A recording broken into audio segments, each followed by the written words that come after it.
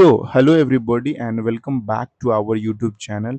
आज इस YouTube channel के माध्यम से हम लोग डिस्कस करने वाले हैं कि कैसे दिल्ली यूनिवर्सिटी में परमानेंट फैकल्टी और गेस्ट फैकल्टी की जो है वो कैसे रिक्रूटमेंट होती है। तो सबसे पहले अगर हम देखें तो यहाँ पर अभी दिल्ली यूनिवर्सिटी में दीनदयाल उपाध्याय कॉलेज में जो है यूनिवर्सिटी ऑफ दिल्ली का गेस्ट फैकल्टी का रिक्रूटमेंट आया है with different subjects. Well I मैं यहाँ पर पॉलिटिकल साइंस को देखूंगा, है ना, उसकी क्या एलिजिबिलिटी है, वो कैसे वो क्या प्रोसेस है। आप दिल्ली यूनिवर्सिटी में या फिर और अदर यूनिवर्सिटी, सेंट्रल यूनिवर्सिटी में आप अगर असिस्टेंट प्रोफेसर बनना चाहते हैं तो उसकी क्या क्वालिफिकेशंस है उसको हम लोग देखेंगे। तो सबसे पहले अगर हम आ जाते हैं नोटिस पे, तो यहाँ पर हम लोग देखेंगे। यहाँ पर इन्होंने देखिए, यहाँ पर सबसे पहले हम यहाँ पर देखेंगे वैकेंसी, नंबर ऑफ वैकेंसीज कितने हैं, उसके बाद हम लोग इसकी एलिजिबिलिटी क्राइटेरिया पर आएंगे। तो देखिए, सबसे पहले बात, इन्होंने अलग अलग सब्जेक्ट्स में अपने वैकेंसीज को निकाला है। और पॉलिटिकल साइंस की बात करें, since it's part of university of Delhi, Delhi जो दीनदयाल उपाध्याय कॉलेज है, तो इट्स आई थिंक ये ऑफ कैंपस में पड़ता है ना, द्वारका के पास। तो आप देखें यहाँ पर पॉलिटिकल साइंस में जो है हमारे पास लगभग जो है वो देखिए, पॉलिटिकल साइंस में हमारे पास 3 सीट्स हैं for the UR and 2 reserve category के लिए। तो टोटल हमारे पास 5 सीटें हैं for the political science, right. तो हम लोग देखेंगे कि इसके प्रोसेस सब कैसे। देखिए, अभी लोग कह रहे हैं कि सबसे पहले क्या है कि फॉर्म भर दो, है ना। ये लोग जो है guest, usually guest faculty to be considered for appointment should be not hold any other teaching assignments, okay. However, permanent faculty from other colleges can be considered for appointment as a guest faculty. ये कह रहे हैं कि Delhi university का जो अपना एक norms है, या फिर उन्होंने जिस तरीके से प्रोविज़न बना रखे हैं कि कह रहे हैं कि आप जो गेस्ट फैकल्टी के लिए एक परमानेंट जो यहाँ के फैकल्टी है वो भी एलिजिबल होते हैं। उनके लिए उनको एनओसी और वर्कलोड सर्टिफिकेट सबमिट करना पड़ेगा, right. Retired teachers may also be considered for appointment as a guest faculty, okay. And qualification for the guest faculty shall be the same as those prescribed for the appointment of regular assistant professor colleges of University of Delhi in accordance with UGC regulation। तो आगे हम लोग UGC का जो regulation है वो देखेंगे। सबसे इम्पोर्टेंट चीज़ है कि इसका जो डेट है, वो लास्ट डेट है वो 30 जून है, तो इसको आप एक बार नोट कर लेंगे, है ना। बाकी आइए हम लोग देखते हैं कि इसमें और क्या इम्पोर्टेंट है। तो इसमें सबसे पहले हम लोग देखेंगे कि इसकी मिनिमम क्राइटेरिया क्या है, या फिर आप इसको फॉर्म फिल कैसे कर सकते हैं। तो देखिए, ज़्यादातर जो दिल्ली यूनिवर्सिटी में इंटरव्यू कॉल आते हैं वो आते हैं एपीआई स्कोर के बेसिस पे। आपको जो है स्क्रूटनाइज किया जाएगा एंड देन आपको जो है इंटरव्यू के लिए कॉल आएगा। तो सबसे पहले इन्होंने जो बेसिक क्वालिफिकेशन बना रखा है as per the guideline of UGC की qualification for the guest faculty, okay. Qualification for the guest faculty shall be the same as those prescribed for the appointment of a regular assistant professor in the colleges of University of Delhi in accordance with UGC regulations।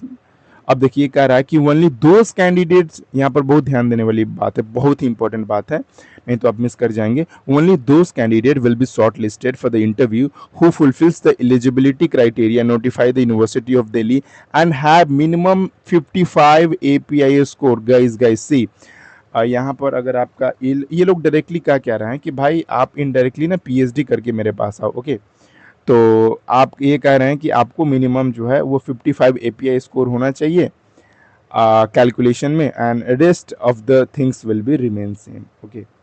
तो ये चीज़ है। आगे next हम लोग देखें तो ये कह रहे हैं आगे इन्होंने कहा है कि कैसे हम कैलकुलेट करेंगे API को। तो वैसे तो अलग अलग साइट्स और अलग अलग यूनिवर्सिटी के अपने अपने नॉर्म्स हैं, बट दिल्ली यूनिवर्सिटी की नॉर्म्स की बात करें तो अगर आपका मार्क्स ग्रेजुएशन में 80% एंड एबव है then you will get 21 marks. अगर आपका ग्रेजुएशन में 60% एंड लेस देन 80% है then you will get 19 marks. उसके बाद अगर 50%, 55% से लेकर लेस देन 60% है तो विल गेट 16 मार्क्स। और इसी तरीके से 45% या फिर 55% से कम है तो आपको मिलेंगे उसके 10 मार्क्स। सिमिलरली आपको अगर आपका पीजी में, मास्टर्स में, पोस्ट ग्रेजुएशन में 80% एंड एबव है, you will gate 25 marks. 60% to less than 80% है, you'll get 23 marks. And then अगर आप 55% है, 50% in the case of SC ST OBC and PWD to less than 60 you'll get 20 marks. तो इस तरीके से इन्होंने बता रखा है। अगर आपका एमफिल हो रखा है, राइट, अगर आपका एमफिल हो रखा है तो इसमें ये लोग कह रहे हैं कि एमफिल वालों को ये लोग देंगे, कुछ क्या देंगे, तो मार्क्स देंगे, है ना। तो एमफिल में आपका लाइक 60% एंड एबव है तो आपको 7 मार्क्स दिए जाएंगे, राइट। और 55% या फिर लेस देन 60% है तो आपको 5 मार्क्स मिलेंगे। उसकी उसी के बाद अगर हम पीएचडी आपका सबमिट हो चुका है तो will get 25 marks. Net JRF है तो 10 मार्क्स, या केवल नेट है तो 8 मार्क्स आपको मिलेंगे। रिसर्च पब्लिकेशन का मैक्सिमम जो है 6 मार्क्स मिलेंगे, 2 marks for each research publication, right.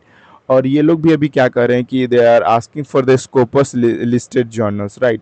तो इस चीज़ को आप ध्यान देंगे क्योंकि मतलब ज़्यादातर जो यूजीसी केयर लिस्ट में शामिल थे तो उनको हटा दिया गया है ना। तो आप थोड़ा जब आप किसी भी पब्लिकेशंस में अपने आर्टिकल्स को भेजते हैं तो इस चीज़ का आप ध्यान रखेंगे कि वो किस लिस्ट में शामिल है, किस जर्नल में शामिल है। टीचिंग या फिर पोस्ट डॉक्टरल आपने कर लिया तो आपको 2 मार्क्स मिलेंगे for the each year, okay, और मैक्सिमम 10 मार्क्स मिलेंगे। इसी तरीके से हम लोग आगे बढ़ें तो यहाँ पर इन्होंने मेंशन क्या कर रखा है कि अगर आपने कोई इंटरनेशनल या नेशनल लेवल का अवार्ड जीता है तो आपको जो है मैक्सिमम 3 मार्क्स मिलेंगे, और अगर स्टेट लेवल का है तो वो 2 मार्क्स मिलेंगे, ठीक है। आइए नेक्स्ट, तो इस तरीके से आगे हम लोग देखते हैं कि इन्होंने जो बोला है कि आगे मतलब यही है मोटा मोटी। अब यहाँ पर देखिए, यहाँ पर देखने वाली बात क्या है कि अगर पीएचडी और एमफिल आपने साथ में किया है ना तो मैक्सिमम आपको 25 मार्क्स ही मिल सकते हैं। यहाँ पर खेला है आपको, आप अलग से एमफिल का मार्क्स और पीएचडी के साथ साथ 2 अलग अलग नहीं ले सकते हैं, राइट। तो आपको मैक्स मतलब एमफिल और पीएचडी दोनों साथ में मिलाकर मैक्सिमम 25 मार्क्स मिलेंगे। जेआरएफ नेट है तो मैक्स आपको 10 मार्क्स मिलेंगे, और अवार्ड कैटेगरी में मैक्स 3 मार्क्स मिलेंगे। तो इस तरीके से जो है एकेडमिक स्कोर्स जो है वो 84 हो जाता है, research publication 6 and teaching experience 10, तो टोटल आपको 100 में से है। तो आप इस बात का ध्यान रखिएगा कि before you are filling the form आप मेक श्योर कर लीजिए कि आप जो है इसके जो इन्होंने जो मेंशन कर रखा है अपना मिनिमम एलिजिबिलिटी कि भाई आपका एपीआई स्कोर 55 होने चाहिए, तो इसको फुलफ़िल होगा तभी आपका फॉर्म आप जाकर कर सकते हैं। बाकी अलग अलग और जब भी गेस्ट फैकल्टी का रिक्रूटमेंट होता है वो लोग वॉकिंग इंटरव्यू के लिए भी बुलाते हैं, राइट। तो उसमें मतलब ज़्यादातर कुछ कॉलेज, ये डिपेंड करता है कॉलेजेस के नॉर्म्स पे भी कि अगर मान लीजिए कि आपने वहाँ का फॉर्म भरा है तो वो आप कुछ कुछ यूनिवर्सिटी कुछ कॉलेजेस जो है केवल डायरेक्ट इंटरव्यू के लिए डायरेक्ट वो कहेगी कि चलो भाई आप इंटरव्यू के लिए ही आ जाओ, ठीक है। कुछ कुछ जो है वो कहते हैं कि नहीं नहीं, आप क्या करो कि आप फॉर्म भर दो, ठीक है, गूगल फॉर्म वगैरह वो कहेंगे तब वो लोग बुलाते हैं। तो इस तरीके से अलग अलग नॉर्म्स है, बट क्या है कि वो लोग मांगते हैं। और एक और इम्पॉर्टेंट बात कह लें कि अगर आप दिल्ली यूनिवर्सिटी के किसी भी कॉलेजेज में चाहे वो आप गेस्ट फैकल्टी के लिए भर रहे हैं, आप परमानेंट के लिए भर रहे हैं, आप एनसी वेब के लिए भर रहे हैं, ठीक है, आप एसओएल के लिए भर रहे हैं, आप गेस्ट के लिए भर रहे हैं, ठीक है, आप परमानेंट के लिए भर रहे हैं, ठीक है। तो आपको क्या है ना कि इसमें आपको दिल्ली यूनिवर्सिटी हर एक साल निकालती है तो उसके लिस्ट में आपका जो है नाम शामिल होना चाहिए, तो वो आप देख लीजिएगा। बाकी that's all for today's video guys, मिल see you in the next video. और इसी तरीके से हम आपके पास टीचिंग नॉन टीचिंग सारे, अगर आप पॉलिटिकल साइंस के स्टूडेंट्स हैं तो ये चैनल आपके लिए, आप सब्सक्राइब कर लें और इससे संबंधित आपके सारे जानकारी इस चैनल के माध्यम से दिए जाएंगे। So that's all for today's video guys, thanks for watching and see you, bye bye, take care.